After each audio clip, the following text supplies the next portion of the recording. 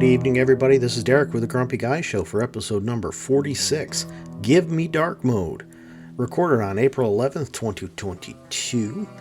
Tonight, I talk about missing dark mode, fixing the brand new dome, and poorly thought out politics. Stick around, it's a pretty good show. Good evening, everybody. This is Derek McAllister with the Grumpy Guy Show. So tonight, Ryan isn't feeling so well, so he's taking the night off, and I found out a little too late to try and get anybody to join me. So here I am all alone. I've got 4 topics. We'll see if it ends up being another short show like last week, or perhaps even shorter. Don't know. Or, of course, there's also the possibility that I'll ramble on forever and won't get through all of them. But we'll see what happens. So we'll get into our first transition. Oh, it's not so much fun without Ryan laughing at me. Anyhow, so our first topic tonight comes courtesy of Syracuse University. So many people know that they recently rebuilt the dome. It wasn't a complete rebuild. It was replacing the fabric roof that was held up using air pressure. They replaced that with a solid roof. So they just finished that last year. And the reason I know this is because one of the biggest problems I had with the start of the pandemic, and I did complain about it on here, was that the construction on the dome was considered to be, what was the term they used? Essential. And I didn't understand why something like construction on the carrier dome was essential, but road construction was not. Especially since the carrier dome only benefits the college. That's it. It's owned by the college. It benefits the college. The college has complete and total control of it. So at any rate, what they're doing now, and I just found this out, is they're requesting $20 million from the state for repairs to the dome. $20 million. Money that doesn't go anywhere other than the college. This college, which is, not for profit, and the way that they make it so that it's not for profit is by overpaying their coaching staff. But at any rate, we'll set that one aside. But let's talk about, this whole thing. All of these sports teams, we shouldn't be giving them any tax dollars. Especially when you start talking about a college like Syracuse who owns the dome. One of the biggest things that there's always been with the dome is the fact that it is one of the largest on-campus centers in the country. There's no place else in the country where you can have an on-campus basketball crowd as large as you can get in the dome. Plain and simple. Which means that it is all on campus. It means that there is nothing at all that the city or state or county can do about using that and controlling it. It's all done by the college. So why are we even considering giving them $20 million to repair this thing? We don't get anything out of it. Yeah, sure. We get we get sales tax revenue. But seriously, they get so much more revenue out of this that it's not even funny. It's not worth us giving them $20 million. I can sort of understand the professional teams, like the Bills. They threaten that, well, we'll take our team elsewhere if you don't pay up. We'll take our team elsewhere. Where's Syracuse University going to take their teams? They're not going to take it anyplace. Syracuse University is in the city of Syracuse. That's it. You know, they're not going to pack up the school that's been there for well over 100 years and move it to some other state. No, they can't. So why is there even a discussion on this? And I'm going to tell you what's going to happen is they're going to convince these stupid politicians that, oh, well, if we don't repair it, we're not going to be able to bring in all the tax revenue that we bring in for you. You know, we're asking for $20 million and we give you $40 million in tax revenue every year. Yeah, but you're going to give that to us anyhow because people are still going to go to the dome no matter what. And, you know, if we're giving you $20 million, that's $20 million that we're taking away from something else that is only funded by taxpayer dollars. I mean, seriously, things like this is the exact reason that we continue to increase our debt with government. That's all there is to it. You know, we're constantly increasing our debt, raising the debt ceiling. And why?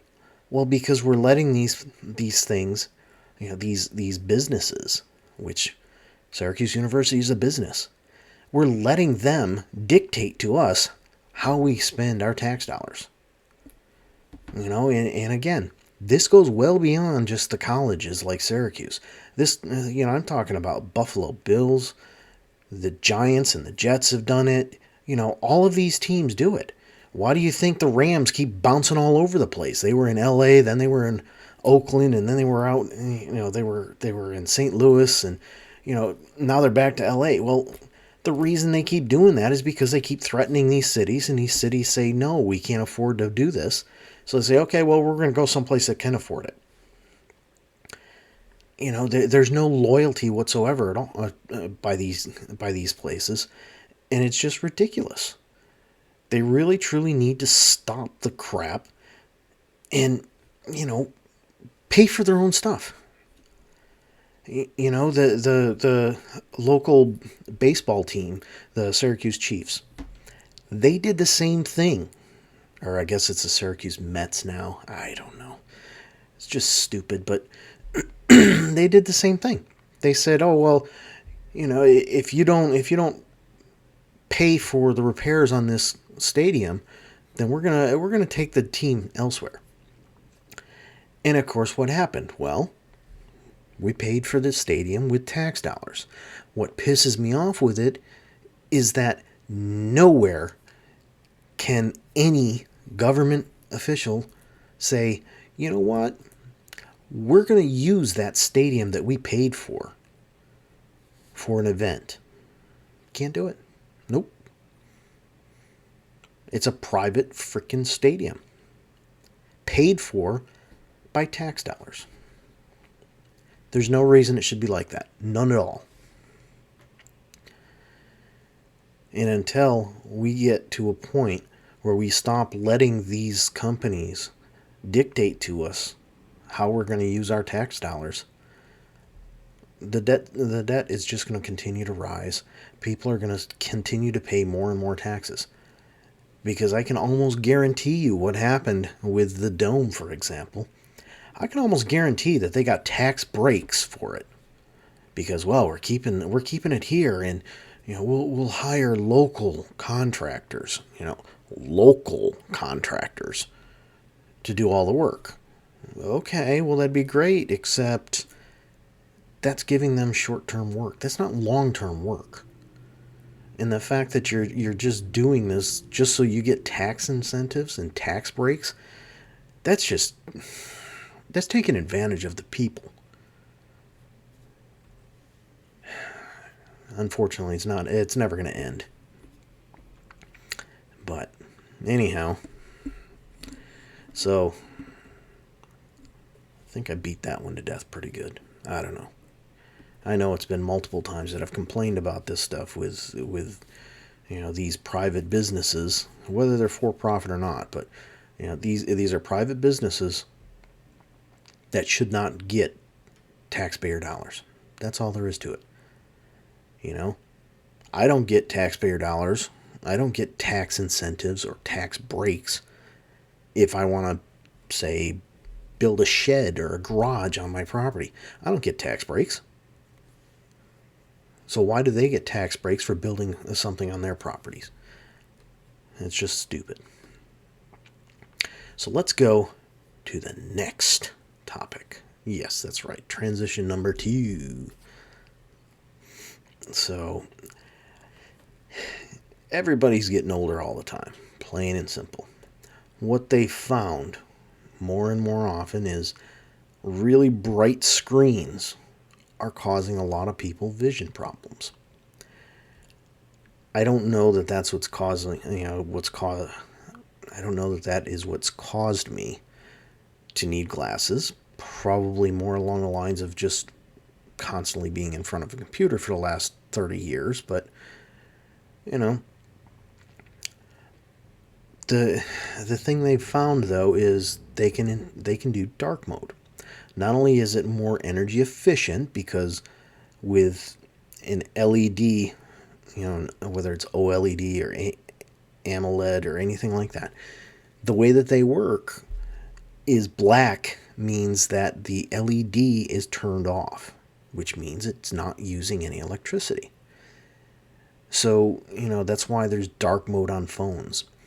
And dark mode has moved to other products like, Microsoft Office. For the most part, there's a dark mode available. Where there's not a dark mode available is in Google Sheets, Google Docs. Those are two things that I've used here and there. I mean, I use Google Sheets for keeping track of all the notes for the show. And there's no dark mode. And I've got the browser, which is still technically just, they call them their labs or whatever. It's basically in beta, but Gmail was in beta for like 20 years. So, take the word beta with a grain of salt when it comes to Google. But, so I've got my browser set to dark mode. And then I open up the show notes, and it's like a blinding light because it's so bright and white. It makes it hard to look at, to be honest, because everything else is dark and, high contrast, easy to read, and then this is just bright white. And it's not like it's that difficult. I mean, sure, I can go and I can change the background on all the cells to be black, but then I got to change the text to be white. And, yeah, I can do that, and I probably will, but I shouldn't have to. They should offer a dark mode that automatically puts it in a dark mode. But what do I know? I only use the products all the time. Doesn't seem to matter, though, because, none of these companies listen. They just figure, well, we're gonna take your data, we're gonna sell it, we're gonna make money off of it, and it's your problem if you don't like it. Either that, or, well, go ahead and develop an extension to do it for you. Well, I don't want to do that. I want to use the product. I want it to be in dark mode so that it's easy to read. I don't think that's too hard. But again, what do I know? Alright, so that was a short one. And that's all I got on that, I think. So, we'll go to the next topic. That's right, another transition. Number 3. It's weird. I'm moving 2 fingers and the other one just doesn't want to move. Yeah, well. Alright, so, the next topic. New York State. Everybody knows that, Governor Cuomo was in office for a long time. And, then he he fell out of favor because a bunch of people accused him of sexual harassment and blah and whatnot. And I have an issue with it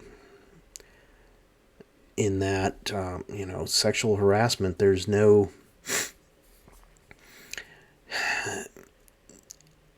if things are found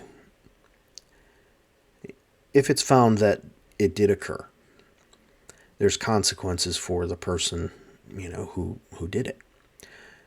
There's no consequences the other way. So if somebody accuses me of sexually harassing them, but then it's found that I didn't, there's nothing there's nothing's going to happen to them. So, going back to Governor Cuomo, he was accused of sexual harassment, and for the most part, all suits have been dropped. Now, I have a big issue. I never liked Cuomo. Put that out there. Never liked him. He was very focused on the New York City area of the state. Everything else to him, he didn't care about. In a lot of his policies, I just plain didn't like. However, I don't like the way that things happened to get him out of office. So, and anybody who's not in the state probably doesn't know that this happened, but basically the attorney general filed all the allegations and filed the suits and everything. And then after he's out of office,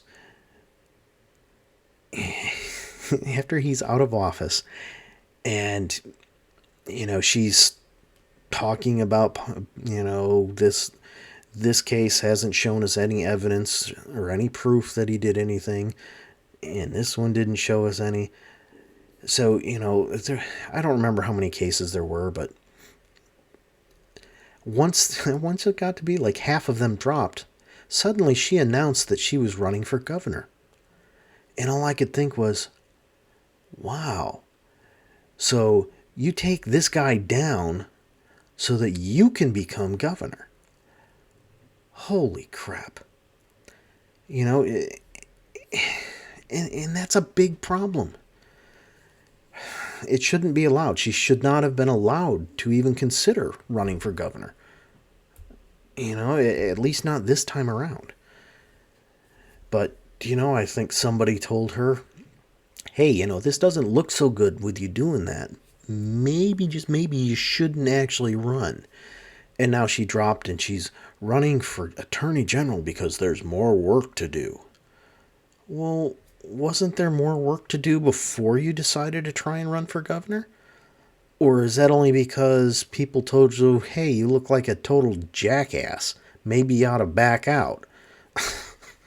I mean, to me, the first time that I saw that she was running, my initial thought was, okay, so the only reason that you pushed forward with this stuff isn't because there was any evidence of any kind. It was because you saw a way to get him taken out of office, to open it up so that you have the potential to actually get in office. It's just not right. But at any rate, so all this started, this whole topic is really about all the political ads that are starting up again. And, the really sad thing is, it's April. And, the election isn't until November. So now we've got to sit here and we've got to listen to these ads all the way until November.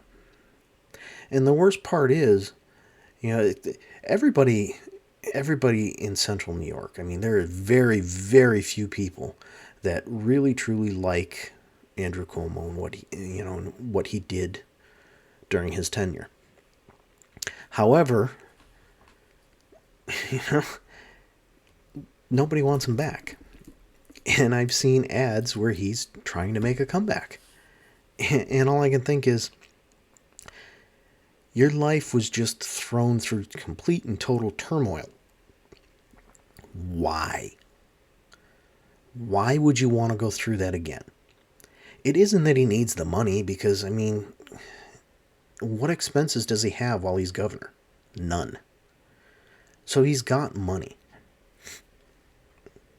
So, I mean, maybe the fact that he couldn't retire, maybe the fact that he didn't go out on his own terms is his problem, so he doesn't have the, the paid for life crap going on, whatever, but, seriously, it's just ridiculous. Stay out of politics. Fade away. Just, fade away. If you can't tell, I'm not looking forward to what is it, 7 months of ads, or 6 months, something, I'm not looking forward to this crap. It happens all the time. You get these things, and the only time you ever hear from anybody, the only time anybody in the central New York area hears from the governor is when they're on their political tours. Whether that's, the campaign trail, or, they make a stop at the New York State Fair. Oh, it's so great to see the governor. Well, yeah, okay. They don't do anything when they're here. They're here just because, well, I gotta make an appearance. I gotta make it look like I care. And it's not just the central New York area. They stay in Albany and New York City. They pretty much stay between those two areas. That's the way that it is. They don't travel around the state. They don't check things out, except when they're campaigning. Yeah, well, probably more to come on that, folks. So we're going to go to our last topic. So this one is actually local to my town. In fact, happened right out behind my house. I live along a creek that feeds Oneida Lake. Oneida Lake, just about anybody who fishes will know about Oneida Lake because of the walleye. It's one of the top lakes in the country for walleye fishing, simply put. But because of that, there's also a lot of pressure on it. Walleye spawn in creeks, like the one out behind my house. In fact, downstream a little bit from us is a fish hatchery. What they do is they close off you can't fish. You're not supposed to go in the water or anything during the spawning season. So last week, several people were in the creek spearfishing for walleye. And of course they got ticketed and whatnot, and then they complained. And they said, well, I'm an indigenous person. I don't recognize your laws regarding fishing, when I can fish, where I can fish, how many fish I can take. I don't recognize your laws. Now, I get that, the indigenous people of this continent have rights. I completely get that. But growing up in this area, we were taught quite a bit about about them and their beliefs and the way that they did things. They were about balance with nature. That was one of the big things that we were taught, is that the Iroquois Nation was very much about balance with nature. You don't take more than what you need. So I read an article on this, and the person who was initially there and initially got the tickets took 15 fish. I think it was 15. It was a significant number. Normally, you're limited to 5 fish per day, 5 walleye per day. He was well over that limit.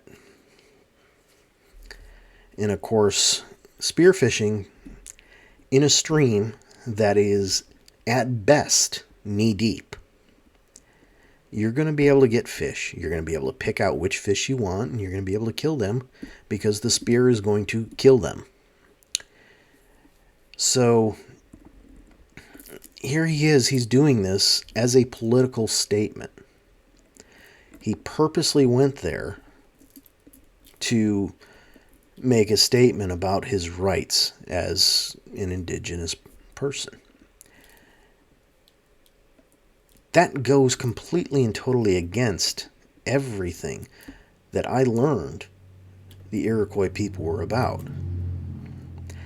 Taking 15 fish.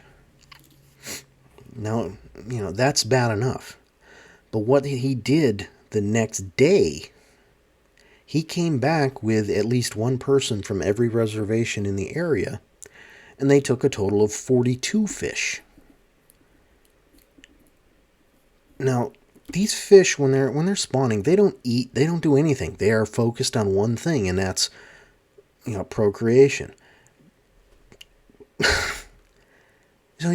So they went in, and he said he's going to come back and do it again. And again, and again, and again. Now, again, as I said, this is completely and totally against everything that I learned that, the Native Americans or indigenous people were about. They were about a balance. You don't use this as a way to make a statement. You don't go in and take that many fish as a political statement. Plain and simple. And the fact that he's saying he's going to come back and do it over and over again, that's going to hurt the natural fishery. All right, I guess you can't call it natural because we have a fish hatchery designed to increase the number of fish that survive from egg to adult. But doing what he's doing, it's going against everything that the DEC is working for. It's going against everything that the DEC is working with these tribes for. The idea is to make it so that we have a balance between nature and our needs. That's what we're trying to do. And the fact that he's gone in there and done this, he's killing off that balance. And it's not doing anything. It's not helping any kind of relations between, the indigenous people and the rest of us. It's not doing anything for that. In fact, it's likely to cause problems. Because, there's, as I said, this fishing in Oneida Lake is big business. That's all there is to it. It's big business. It brings a lot of money into the state, and it's not in not just the state, into this region, and it's not just it's not just the warm weather fishing. Oneida Lake freezes over, which means you get ice fishing. I mean, that's year-round revenue, and he's taking these fish that are full of eggs and just killing them off as a political statement. It's not the right thing to do. It's not the right way to make a political statement. But I don't know. It's just another situation where if things aren't dealt with, we're going to end up in a situation where we've got bloodshed right in our own country. And it's all going to be because it's going to be because people just aren't thinking. They're thinking about themselves, and they're thinking about making a name for themselves. They're not thinking about what's best for the nation, what's best for the land, what's best for nature. They're just thinking about themselves and making a political statement. But that one, I'm expecting some comments on, so throw them at me. All right. So you probably heard the music starting up in the background. So without Ryan here, I'll sign off on my own. We'll see ya.